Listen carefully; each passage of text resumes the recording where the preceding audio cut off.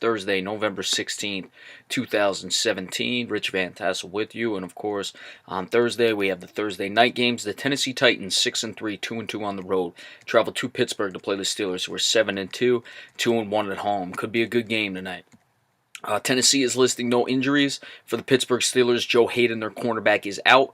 The rest are questionable. Vance McDonald, tight end. James Harrison, linebacker. Mike Mitchell, safety. With the Tennessee Titans, their offense starting to get Rashard Matthews involved. I think they're going to have to do it and take some chances in this game to keep up with the Pittsburgh Steelers.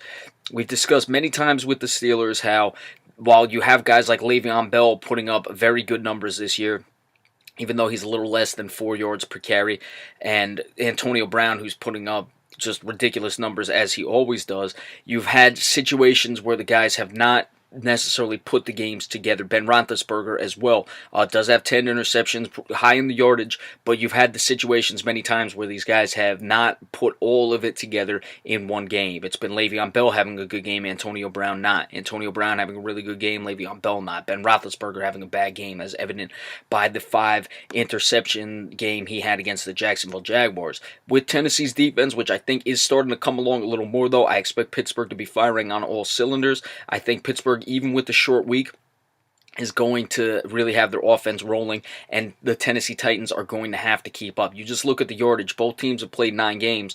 Ben Roethlisberger has over 500 more yards than Marcus Mariota does, has completed 33 more passes, and has thrown almost 60 more passes than Marcus Mariota. So it's indicative of the type of offense these teams play. Now, you could look at it and say, Tennessee, would they want to try to run the ball as they always do? They're, of course, going to run the ball, but control the clock.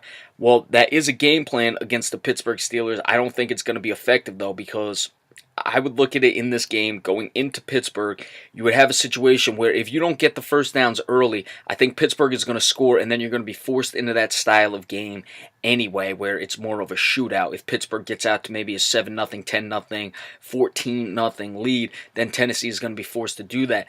If I were the Titans, I would approach it as, let's take our chances early, try to keep pace, and then salt it away. So that's something to keep an eye on. I'd like to see if that's going to happen.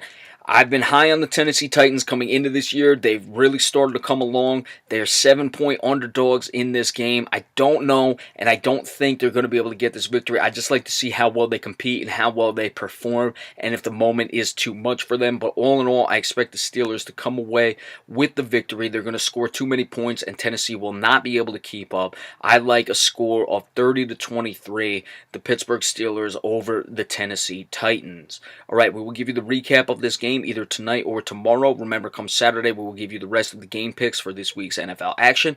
Be sure to stay tuned for that. Thank you all so much, and remember, we appreciate subscriptions as well. Have a good one.